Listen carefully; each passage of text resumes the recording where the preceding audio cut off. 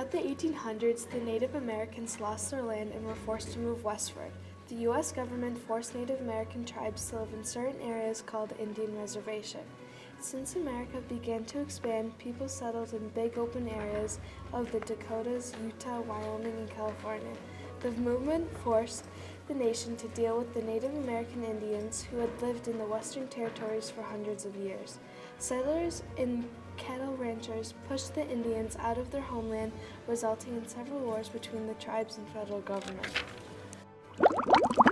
The Indian Removal Act was signed into law by President Andrew Jackson on May 28, 1830, authorizing the president to grant unsettled land west of the Mississippi in exchange for Indian lands within existing state borders. A few tribes went peacefully, but many resisted the relocation policy. The 12 years was a series of forced removals of Native American nations from their ancestral homelands in the southeastern United States to an area west of the Mississippi River that had been designated as an Indian Territory.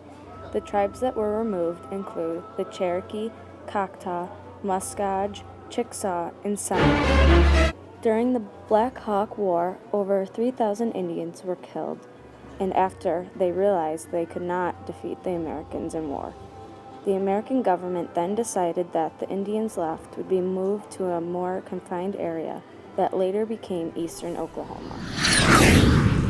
Americanization is the influence that American culture and business has on other countries. The United States attempted to Americanize the Native Americans with the Dawes Act of 1887, adopted by Congress.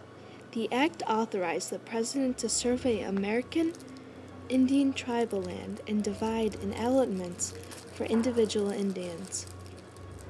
A reservation is an area of land set aside for occupation by worthy American Indians. Most of them were located in California and New Mexico.